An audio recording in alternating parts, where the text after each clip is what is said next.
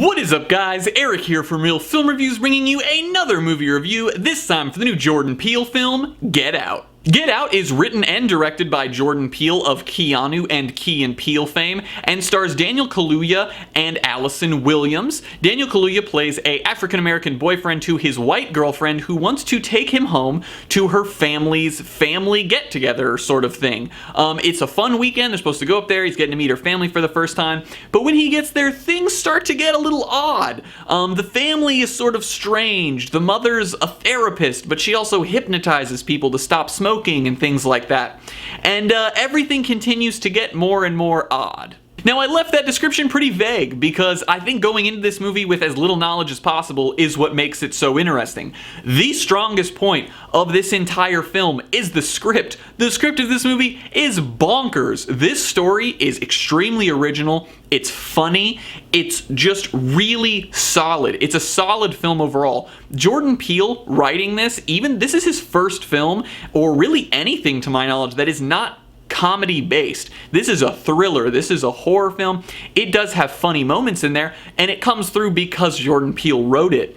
This movie, though, is one of the most original stories that I have seen on screen in a while. Especially for a genre like horror or thriller films, they've kind of gone downhill at a pretty sharp downward pace in the last 10 to 15 years, with only a few exceptions, and I think that this film is one of those exceptions. Now, as I said with the writing, Jordan Peele's able to build up this character that Daniel Kaluuya plays, and Daniel Kaluuya is phenomenal in this film. He gives an amazing performance. And then he's also able to use the script to build this very creepy atmosphere. Throughout the whole film, his direction and the music and the writing all makes everything seem just so off where they are. Nothing seems normal. Everything has a weird quirk to it. And I really enjoyed that because it made you uneasy. No part of this movie felt safe. You always sort of felt like something was going to go wrong. It's funny, and then along with this really good script, the pacing keeps the movie going at a very, very fast pace. This is one of the fastest paced films I've seen in a while. It starts off, and I think that that's really the only weak part, is the start of the film. I honestly think you could have added a little extra because you don't get a lot of character building. The film relies heavily on the atmosphere, the creepy dialogue, the weird setting to sort of help us build who we think these characters are. But I would have liked a little bit more of a character to be added in the film. You do learn some about Daniel Kaluuya's character, but it's not enough to build a true bond with him. You do root for him. You root for him hardcore in this movie. But I do think that they could have benefited from a little extra character building.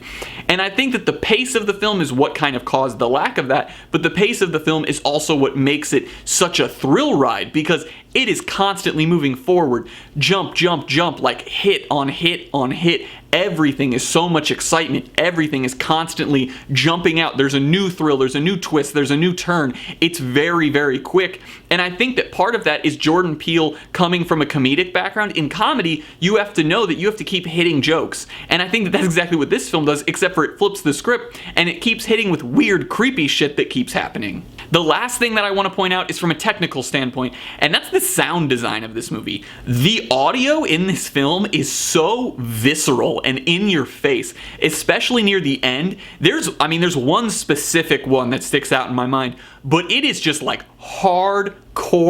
It sounds as awful as what you're seeing when you're watching it. That's all I'll say, but the sound design was really good. My only problems with this film, as I said earlier, were I think it could have benefited from some more character building, and then along with the extremely fast pace of this film, the ending is very abrupt. It just sort of happens and the movie is done. And although the ending worked for me, I think that it could have benefited from one more scene of sort of wrapping up the film rather than ending it where they did. The only other aspect of the film that I thought wasn't necessarily bad, but could have used some improvement, was Jordan Peele's direction. I think he actually handled it really, really well with this being his first time directing something of this genre, but I did feel like there were a couple moments where there was just a clunky cut or a clunky shot that probably could have been fixed up or made a little better, but it was a small detail of the film that kind of just only pulled me out every now and then.